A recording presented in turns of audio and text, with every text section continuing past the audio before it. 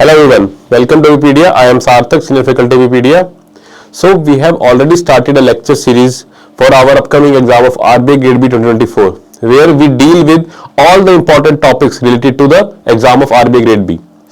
अभी जो हमारा लेक्चर आज का है, ये ऑलरेडी हमने 3 लेक्चर कवर कर लिए of the topic balance of payment. Economy का जो पार्ट है अपना, राइट, इकोनॉमी से काफी क्वेश्चन आते हैं, स्पेशली जो स्टैटिक पार्ट है वहां से क्वेश्चंस आते हैं, फिर चाहे वो अपना फेज 1 हो चाहे फेज 2 हो, दोनों के अंदर वो क्वेश्चंस आते हैं. और ये वाला जो टॉपिक है ये दोनों के लिए इक्वली रेलिवेंट है, right. So without wasting any time let's straight away start our video. But just before that आपको बाकी सारे टॉपिक्स भी अगर कवर करने हैं तो उसके लिए अभी पीडिया इज देयर विद यू. हमारे ये फ्री लेक्चर सीरीज आपके लिए आती रहती है, जहां पर हम सारे के सारे इंपॉर्टेंट टॉपिक्स को वी विल आराम से और तरीके से पूरे एफिशिएंसी के साथ उसको टैकल किया जाता है, उसका सब कुछ कवर किया जाता है कॉम्प्रिहेंसिवली भी. But if you still want, right, आप एक कॉम्प्रिहेंसिव कवरेज चाहते हो तो उसके लिए भी we have a plethora of options, right, which we will talk about in the end of the video, right. So now without wasting any time let's start our video.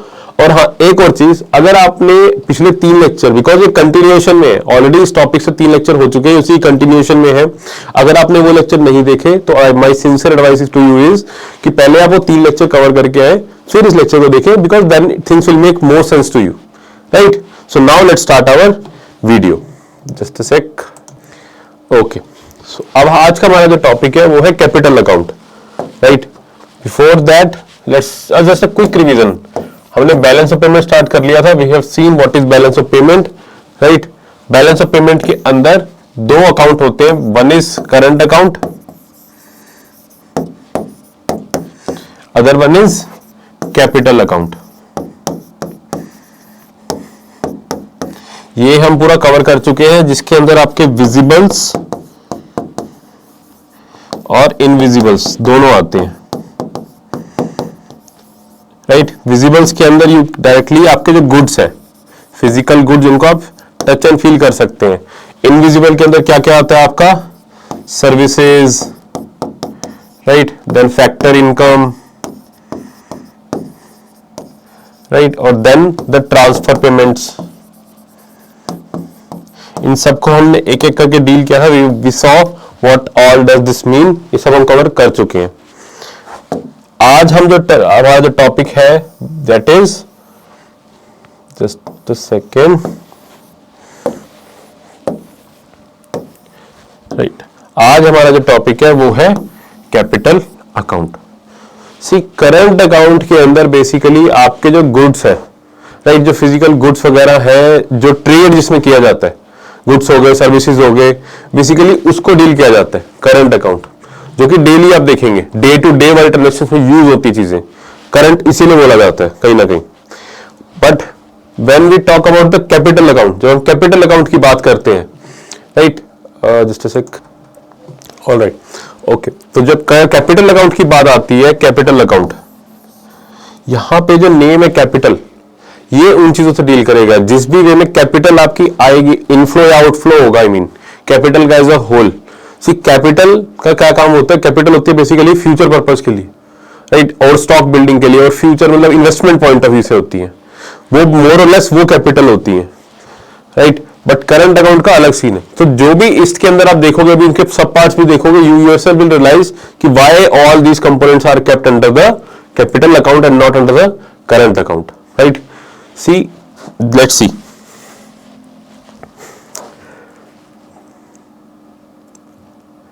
Just a sec. Let me take you to the chart. Yes. See here. Capital account. Capital account के अंदर basically आपकी क्या आ रही है, investments, जो loan लिए जा रहे हैं, और द बैंकिंग कैपिटल. ये 3 ब्रॉड कंपोनेंट्स आते हैं किसके अंदर, कैपिटल अकाउंट के अंदर. इन तीनों का काम क्या है बेसिकली, बैंकिंग कैपिटल को फिर भी चलो इतना नहीं कंसीडर कर सकते, बट लोन और इन्वेस्टमेंट, लोन वगैरह किसके लिए किया जाता है, फ्यूचर उसके लिए किया जाता है ना, कि पैसे चाहिए, रेज करने हैं, किसी ना किसी future investment point of view से ही लिया जा रहा होता है, राइट. तो इन्वेस्टमेंट्स के अंदर हम क्या आता है आपका, एफडीआई और एफआईआई. अभी देखेंगे इन दोनों को, एफआईआई एफपीआई को भी कह सकते हो आप. और लोन के अंदर आप कहेंगे सोवरेन लोन. अब सोवरेन लोन क्या होता है, वी विल सी. और external commercial borrowings. And when we talk about banking capital, तो यहाँ पे जो एनआरआईज है उनके जो बैंक अकाउंट, सेविंग्स अकाउंट खुले होते हैं किसके अंदर, इंडिया के अंदर, इंडिया के बैंक्स के अंदर जिनके सेविंग्स अकाउंट खुले होंगे वो बैंकिंग कैपिटल के अंदर आते हैं, right. So now let's start with the first topic, investment, FDI and FPI या फिर एफआईआई भी आप कह सकते हो, right. Okay, just a sec, let me take you to that point. Yes, but एक बार कैपिटल अकाउंट की थोड़ी डेफिनेशन देख लेते हैं। The capital account records all international purchases and sales of assets such as money, stocks, bonds and so on. बड़ी बड़ी चीजें हैं जो कैपिटल ना, बड़ी इन्वेस्टमेंट पॉइंट ऑफ व्यू से। Foreign investments and loans are also included, right? The capital account keeps tracks of capital inflows and outflows that have a direct impact on a country's international assets and liabilities, right? All international trade transactions involving citizen of one country and citizen of other countries are covered. ये तो basically balance of payment ही है, yes or no, right? The capital account demonstrates how the ownership of a country's assets and liabilities has changed over time. We will see, don't worry about this statement. इतना आपको बस broad idea जरूर होना चाहिए, इतना बिल्कुल एक देखिए वर्ड नहीं पता होना चाहिए, बट अगर आपको अंडरस्टैंडिंग होगी तो आप अपने आप ही चीजों को डिड्यूस कर पा रहे होगे। आपको यहाँ पे सिर्फ इतना डिड्यूस करना है कि कैपिटल अकाउंट का मतलब क्या, आपको समझ में आना चाहिए उसके अंदर क्या क्या इंक्लूडेड होगा, right. Okay, see, foreign investments such as FDI and FPI, immovable properties, intangible assets, trade credits, borrowings from other nations, banking capital and changes in the foreign exchange reserves are all components of the capital account. अभी देखेंगे कि अगर ये component क्या है capital account के, ये जैसे ब्रॉड ओवरव्यू है आपके लिए, जो लाइन लिखी हुई है यहाँ पर, ये ब्रॉड आपको ब्रॉडली बता रहा है क्या क्या अकाउंट होगा आपका कैपिटल अकाउंट के अंदर, right. The capital account also includes NRI deposits, SDRs and funds held in foreign nations among other things, right. The capital account is used to finance current account deficits and to absorb current account surpluses. Yes, this is very very true. हमारे मैंने last lecture में बताया था, हमारा जो current account है वो generally deficit में ही रहता है, बट ओवरऑल जो बैलेंस ऑफ पेमेंट है वो पॉजिटिव रहता है। Why? Because जो कैपिटल अकाउंट है ना, कैपिटल अकाउंट सरप्लस में रहता है, और वो इतना सरप्लस में रहता है कि वो जो करंट अकाउंट डेफिसिट है उसको काउंटर कर पाता है, कि ये इतना पॉजिटिव है कि जो नेगेटिव चल रहा था करंट अकाउंट डेफिसिट उसको बैलेंस कर देता है ओवरऑल। यस और नो? नहीं समझ में आया तो kindly watch the previous lecture, वहां पे अच्छे से बताई हुई है चीज। Because the capital account deals with financial transfers, it has no direct impact on nations output, revenue और एम्प्लॉयमेंट, राइट। ओके, सी यहां पर क्या है ना कि सीधा सीधा आपका जो कैपिटल अकाउंट है, यहां पर सीधा सीधा फाइनेंशियल ट्रांसफर्स हो रहे हैं, पैसे ट्रांसफर हो रहे हैं एक तरीके से। एक्सचेंज में मतलब ऐसा कोई गुड्स वगैरह नहीं बाय हो रहे, कैपिटल का इनफ्लो या फिर कैपिटल का आउटफ्लो हो रहा है, ठीक है। तो उसकी वजह से डायरेक्ट कोई एम्प्लॉयमेंट वगैरह नहीं हो रही। अब इसका मतलब क्या है कि लाइक करंट अकाउंट में क्या था, गुड्स और सर्विसेज है। अगर हमारे एक्सपोर्ट बढ़ रहे हैं, हमारे मतलब गुड्स की प्रोडक्शन बढ़ रही है इसका मतलब, और गुड्स की प्रोडक्शन मतलब फैक्ट्रीज के अंदर ज्यादा रिक्वायरमेंट पड़ेगी, जॉब्स बढ़ेंगी, एम्प्लॉयमेंट बढ़ेगी। बट करंट कैपिटल अकाउंट में डायरेक्ट ऐसा कोई इंपैक्ट नहीं, इनडायरेक्ट डेफिनेटली है, इनडायरेक्टली डेफिनेटली वो इंपैक्ट करेगा इस चीज को, लेकिन डायरेक्टली ऐसा कोई इंपैक्ट नहीं है। मेरा करंट अकाउंट में सीधा सीधा आपको डायरेक्ट इंपैक्ट दिख रहा होता है कहीं ना कहीं, right? A surplus in the capital account shows that money is flowing into the country, whereas a deficit suggests that the money is flowing out. Clear है ये चीज, right? Okay. ये बेसिकली लास्ट में आपको क्या बोली है कि सरप्लस, अगर करंट अकाउंट सरप्लस है, इसका मतलब क्या है कि कैपिटल इनफ्लो है, डॉलर आ रहे हैं इंडिया के अंदर, और अगर कैपिटल अकाउंट में डेफिसिट है तो ऑब्वियसली डॉलर यहां से जा रहे हैं, माइनस हो रहे हैं, सिंपल एज दैट। ओके, अब आते हैं कंपोनेंट्स ऑफ कैपिटल अकाउंट, एक एक करके देखते हैं व्हाट आर द कंपोनेंट्स। सबसे पहली बात आपके सामने आएगी, देखा था हमने इन्वेस्टमेंट एफडीआई और एफपीआई। सबसे पहला क्वेश्चन एग्जाम के अंदर जो आता है वो आता है डिफरेंस ही पूछते हैं स्ट्रेट अवे कि what is the difference between FDI, what is the difference between FPI. मतलब उसके लिए आपको पता होना चाहिए पहली बात तो एफडीआई में क्या काउंट होता है और एफपीआई में किसको काउंट करते हो। अगर आपको ये चीज समझ में आएगी तो डिफरेंस अपने आप रिड्यूस कर पाओगे, you don't need to worry much about it then, right. Okay, so FDI means, let's see, FDI simply means foreign direct investment। First of all आपको इसमें कोई पीएचडी नहीं करनी फाइनेंशियल मार्केट के अंदर कि आपको बहुत ज्यादा डीप पता होना चाहिए। आपको एक ओवरव्यू जरूर पता होना चाहिए, जनरल अंडरस्टैंडिंग जरूर होना चाहिए, क्योंकि जर्नलिस्ट का एग्जाम है तो अकॉर्डिंगली आपको पता होना चाहिए कहां तक पढ़ना है, कितना पढ़ना है। इसका ये मतलब बिल्कुल भी नहीं है कि आपको सुबह हर रोज आपको इकोनॉमिक टाइम्स उठा के बैठ जाओ, एक एक चीज पढ़ने लग जाओ, कितना शेयर कौन सा, नथिंग लाइक दैट। आपको पहले ब्रॉड अंडरस्टैंडिंग होनी चाहिए और करंट अफेयर्स की नॉलेज होनी चाहिए, राइट। ओके, सो एफडीआई की जब बात करें तो उसकी फुल फॉर्म है फॉरेन डायरेक्ट इन्वेस्टमेंट। इसके अंदर बेसिकली आपकी जो इन्वेस्टमेंट आएगी ना बाहर से, जो इन्वेस्टर्स है, फॉरेन इन्वेस्टर्स हैं, वो डायरेक्टली जो इन्वेस्ट करे आपकी इंडियन कंपनीज के अंदर, वो कंसीडर होता है फॉरेन डायरेक्ट इन्वेस्टमेंट में। But what is FPI then? FPI is also foreign portfolio investment या फिर एफआईआई। आज की डेट में ये एक ही बात है, एक टाइम था तो थोड़ा डिफरेंस होता था, बट अब आपको सिर्फ इतना समझना है कि दोनों सेम ही चीज है। तो फॉरेन पोर्टफोलियो इन्वेस्टमेंट,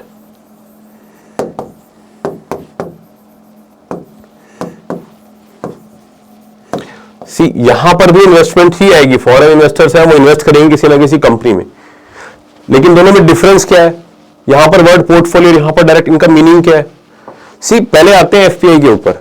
एफपीआई के अंदर बेसिकली जो इन्वेस्टर है वो सिर्फ अपना पोर्टफोलियो बना रहा है, मतलब वो सिर्फ एक स्टॉक्स में एक्सचेंज करता है, इन्वेस्ट करता है कि उन्हें इन्वेस्ट किया, कितने परसेंट इन्वेस्ट किया, उसको सिर्फ अपने रिटर्न से मतलब है कि जहां उसको फायदा दिखेगा वो रिटर्न मिलेगा, दे ही मतलब उसको एग्जिट मारेगा, वो स्टॉक सेल करेगा अपना और निकल जाएगा। आ रही बात समझ में? नहीं आ रही तो एक बार एफडीआई का समझते तो आपको और अच्छे से समझ में आएगा। अब आते हैं एफडीआई के ऊपर। एफडीआई के अंदर बेसिकली यहां पर उस गेन और उसके पर्पज से नहीं होता, यहां पर किसी ना किसी सेक्टर के अंदर इन्वेस्टमेंट होती है डायरेक्टली, कि फॉर एग्जांपल डिफेंस सेक्टर के अंदर इन्वेस्टमेंट आ रही है बाहर से। वो ये नहीं देखते कि यहां पर ज्यादा प्रॉफिट या लॉस होगा, वो उस सेक्टर की डेवलपमेंट के लिए पैसा आ रहा है एक तरीके से। एजुकेशन सेक्टर के अंदर इन्वेस्टमेंट हुई है, बैंकिंग सेक्टर के अंदर इन्वेस्टमेंट हुई है, तो वहां पर एफडीआई आएगा। एफपीआई में सेक्टर का भी मतलब नहीं है, वहां पर सिर्फ और सिर्फ प्रॉफिट और गेन में बात होती है। अगर किसी इन्वेस्टमेंट से अगर एक इन्वेस्टर को प्रॉफिट हो रहा है, पॉजिटिव आ रहा है, तो वहां इन्वेस्ट कर देगा, वो अपना पोर्टफोलियो बनाएगा, दैट्स इट। उसको ये मतलब नहीं है कि वो डिफेंस सेक्टर है, जो एजुकेशन सेक्टर है, जो कौन सा सेक्टर है। एफडीआई के अंदर बेसिकली आपका सेक्टर पर डिपेंड करता है, सेक्टर की डेवलपमेंट की बात हो रही होती है, राइट। ये तो होगी बेसिक अंडरस्टैंडिंग। लेकिन अगर एग्जाम पॉइंट ऑफ व्यू से मैं आपको बताऊं तो स्ट्रेट अवे सीधा थंब रूल आना चाहिए आपका कि अगर इन्वेस्टमेंट जो है आपकी मोर देन 10% है, अगर 10% से ज्यादा अगर किसी कंपनी के स्टॉक के अंदर इन्वेस्टमेंट हो रही है, किसी सेक्टर के अंदर इन्वेस्टमेंट हो रही है, तो उसको आप क्या काउंट करोगे? एफडीआई। लेकिन अगर 10% से लेस है, 10% या 10% से लेस अगर इन्वेस्टमेंट है, थोड़े लेवल पर इन्वेस्टमेंट है, तो उसको आप बोलोगे एफपीआई या फिर एफआईआई। ये थंब रूल है आपका जो आपको समझना है अभी के लिए, राइट। स्ट्रेट अवे ये दो चीजें समझ में आनी चाहिए आपको, right. Now let's see some other things also about this. Okay, see FDI listed 10% और मोर की जो इन्वेस्टमेंट है वो किसमें आएगी? एफडीआई में। यहां पर FPI any value limited below 10%, right. 10% से नीचे अगर किसी में इन्वेस्टमेंट हो रही है उसको क्या बोलोगे? एफपीआई बोलोगे आप, राइट। अनलिस्टेड के अंदर एनी इन्वेस्टमेंट इज एफडीआई, मतलब लिस्टेड कंपनीज की बात हो रही है यहां पर। लेकिन अनलिस्टेड अगर कोई कंपनी है जो कि स्टॉक एक्सचेंज पे लिस्ट नहीं हो रखी, उसके अंदर अगर इन्वेस्टमेंट हो रही है तो वो एफडीआई के अंदर काउंट होगी, एफपीआई में तो होगी नहीं वो, ऑब्वियसली, क्योंकि पोर्टफोलियो नहीं बनेगा वहां पर, राइट। ये और इसके अलावा भी इंपॉर्टेंट डिफरेंसेस है। सी एफडीआई के अंदर क्या होगा बेसिकली, यहां पर लॉन्ग टर्म इन्वेस्टमेंट है, लॉन्ग टर्म विजन है, सेक्टर को डेवलप करने की बात हो रही है, तो यहां पर क्या होगा आपका? Long term relation with company and it's board. Whereas FPI की अगर हम बात करें तो यहां पे एनोनिमस है, कोई कंपनी का कोई ऐसा कोई कनेक्शन नहीं होता, सिर्फ इन्वेस्टमेंट है, रिटर्न की बात हो रही है, बात खत्म। ये जनरली शॉर्ट टर्म रहेगा एफपीआई, जबकि एफडीआई आपका लॉन्ग टर्म रहेगा, ये लॉन्ग टर्म रहेगा। सी ये लॉन्ग टर्म पर्पज से एफपीआई आपका शॉर्ट टर्म पे रहेगा। यही रीजन है कहीं ना कहीं एफपीआई को हॉट मनी भी बोला जाता है, हेलीकॉप्टर मनी भी बोला जाता है। व्हाई? बिकॉज ये कोई फिक्स नहीं है, इन्वेस्टर ने इन्वेस्ट किया, उसको अगर मान लो कहीं पर और अच्छी तरह रिटर्न दिख गए तो वो उसी टाइम ज्यादा वेट ना करते हुए पैसा यहां से निकालेगा और किसी और जगह पे उसको इन्वेस्ट कर देगा, तभी हॉट मनी है, वो फटाफट शिफ्ट होती चीजें। हेलीकॉप्टर मनी बहुत जल्दी उड़ के जा सकता है, फ्लाइट हो सकती है, कैपिटल फ्लाइट इसी को बोलते हैं, राइट। इसको हेलीकॉप्टर मनी भी इसीलिए बोला जाता है। लेकिन एफडीआई क्या है? वो लॉन्ग टर्म पर्पज से है, उसको रिटर्न से ज्यादा मतलब नहीं होता, वो लॉन्ग टर्म विजन होता है उसके अंदर, राइट। ये ज्यादा स्टेबल रहेगा obviously, FDI is definitely more stable, whereas FPI is less stable. ये ज्यादा वॉलेटाइल है, इसके शिफ्ट होने के दर बहुत ज्यादा रहते हैं एफपीआई के, राइट। यहां पर जनरली एफपीआई के अंदर क्या है? जनरली एनीबडी कैन अप्लाई, कोई भी कर सकता है, पैसा लेके इन्वेस्ट करो। जबकि एफडीआई के अंदर क्या है, गवर्नमेंट का कंट्रोल रहता है। सुनते हो ना, एफडीआई के ऊपर लिमिट लगा रखे, हर सेक्टर के अंदर 100% अलाउड नहीं है, किसी में 49% भी है, किसी में 50% भी है। तो जब उसके ऊपर अगर आपको इन्वेस्ट करना है तो गवर्नमेंट अप्रूवल लेना पड़ता है, राइट। कुछ कंडीशन लगाती है गवर्नमेंट, चेक करती है गवर्नमेंट, इंश्योर करती है कि सही बंदे इन्वेस्ट कर रहे हैं कि नहीं कर रहे। Lot of things are there, मेरे एफपीआई में ऐसा कुछ नहीं चेक किया जा रहा होता, बेसिक चीजें चेक करते हैं बट इतना नहीं होता, राइट। तो आई थिंक आपको एफडीआई और एफपीआई में डाउट, आपको डिफरेंस समझ में आ गया होगा। Now let's move on to the next component of the capital account which is external commercial borrowings. See external commercial borrowings is nothing but जो आपकी प्राइवेट कंपनीज है, जो आपकी प्राइवेट ऑर्गेनाइजेशंस है, वो इंटरनेशनली बाहर से जो फंडिंग रेज करके आते हैं लोन की फॉर्म में, जो बोरो करके लाते हैं, एक्सटर्नल आपकी बाहर से इंडियन कमर्शियल कंपनीज जो बोरोइंग करके आती है उसको बोला जाता है external commercial borrowings, right. It involves financial transactions involving private sector organisations और individuals borrowing money from foreign countries, right. The receipts from outside the country, such as loan repayments from the foreign citizens, are recorded as a credit in the capital account. जो भी आएगा उसको credit की तरह करेंगे, बाहर से loan raise करके आएंगे वो। Yes or no? I hope समझ में आ रहा होगा। The capital account show the debit from the capital involving lending to the foreign countries. अगर यहाँ से वो lend कर रहे होंगे बाहर तो वो माइनस में आएगा, क्लियर है? That's it. Then comes sovereign international loan. Sovereign international loan, जहां पर वर्ड sovereign आ जाए इसका मतलब होता है गवर्नमेंट। तो गवर्नमेंट जो फॉरेन कंट्री से या फॉरेन इंटरनेशनल ऑर्गेनाइजेशन से जो लोन लेके आ रही है, जो फंड रेज कर रही है in the form of loan, उसको बोलते हैं sovereign international loan. That's it. Like world bank से पैसा रेज कर दिया, आईएमएफ से कर दिया, किसी भी ऑर्गेनाइजेशन से कर दिया, किसी कंट्री से लोन ले लिया, तो उसको क्या बोलोगे आप? Sovereign international loan. That's it, right. Okay, so now with this, उसके बाद आपका लास्ट टॉपिक जो था बैंकिंग कैपिटल, उसमें सिंपली नथिंग बट एनआरआई के जो बैंक अकाउंट होते हैं, सेविंग्स अकाउंट खोल रखे होते हैं उन्होंने इंडिया के अंदर, इंडियन अकाउंट बैंक्स के अंदर, उसको बोला जाता है क्या? आपका बैंकिंग कैपिटल। वो भी आपका कैपिटल अकाउंट का ही पार्ट है। That's it. So with this आपका बैलेंस ऑफ पेमेंट ओवर हुआ, but now let's cover some important questions related to balance of payment. So first question आपके सामने है, प्रोटोकॉल ये रहेगा, मैं क्वेश्चन पढ़ने के बाद I will give you 10 second time, right. या instead you should what you should do, आपको पॉज करनी है वीडियो, मैं कंटिन्यू रखूंगा, आपको वीडियो को पॉज करना है, क्वेश्चन देखते ही खुद आंसर करना है, उसके बाद प्ले करना है और फिर चेक करना है कि whether your answer was correct और incorrect. If it was correct, very good. If incorrect, kindly watch the video again, देखें कहां चीज समझ में नहीं, क्या गलती हुई है, राइट। ओके, फर्स्ट क्वेश्चन है आपका, balance of payment is an account statement that records the economic transactions between residents of a country and non-resident individuals, resident of a country and rest of the world, non-resident and rest of the world, या D, none of the above। बहुत ही easy question है, right? The correct answer for this question will be option B, resident of a country and the rest of the world। अगर ये answer आपको नहीं पता तो kindly watch the previous lectures, वहां पे अच्छे से समझाई हुई चीजें कि इसका आंसर बी क्यों होगा, right. Okay, next question, see answer is B. Next question, economic transactions include which of the following. Important question यहाँ पे टॉपिक क्या है, पर फोकस करने के लिए इकोनॉमिक ट्रांजेक्शंस पूछी हुई है आपसे। बैलेंस ऑफ पेमेंट की डेफिनेशन में भी वर्ड आता है ना इकोनॉमिक ट्रांजेक्शंस, तो वहीं से पूछा हुआ है। It includes what? Option A visible items, option B invisible items, option C unilateral transfers, या D all of the above, right. So correct answer क्या होगा इसका? Obviously option D, that is all of the above, right. So the correct answer will be option D. अगर आपका answer incorrect है तो kindly watch the previous lectures, तभी चीजें समझ में आएंगी। See answer is option D. Next, the resident word includes, resident in the balance of payment includes what? Option A individual, B firms, C government agencies, या D all of the above, right. अच्छा question है। The correct answer for this question will be obviously option D, all of the above. Individual भी हो सकती है, firms भी हो सकती है, गवर्नमेंट एजेंसीज भी हो सकती है। सो correct answer is option D. Last question, balance of payment accounting uses which standard of accounting. ये हमारे लेक्चर्स में नहीं था बट एक क्वेश्चन अच्छा था, that's why included this. Factual question है, कई बार ये क्वेश्चन नहीं पूछ लिया जाता है, तो इसलिए मैंने यहीं पर इसको इंक्लूड कर दिया, राइट। ये लेट्स डू वन थिंग, ये आपका होमवर्क है, this question is your homework. आपको इसका आंसर नीचे कमेंट सेक्शन में बताना है कि what is the correct answer for this question. The balance of payment accounting uses which standard of accounting? Option A double entry system, option B single entry system, option C accrual basis system, या option D cash basis system, आपको इसका answer नीचे comment section में बताना है. This is your homework, right? Okay, so with this we have reached the end of our video, and just before ending the video I have a very important information with you to share, which is, just a sec, which is this. आपकी RBI grade B की preparation को easy करने के लिए अभी पीडिया ने एक complete course launch कर रखा है जहां पर फेज 1 और फेज 2 दोनों कवर्ड है. एंड इनफैक्ट सिर्फ फेज 1 फेज 2 सब कुछ कवर्ड है. आपकी टेस्ट सीरीज से लेके आपके वेब नोट से लेके आपकी study material, each and everything, even interview भी इसी के अंदर कवर्ड है. This is a one stop solution for your RBI grade B preparation. आपको कहीं जाने की जरूरत नहीं है, एक ही जगह पर आपको सब कुछ मिल जाएगा.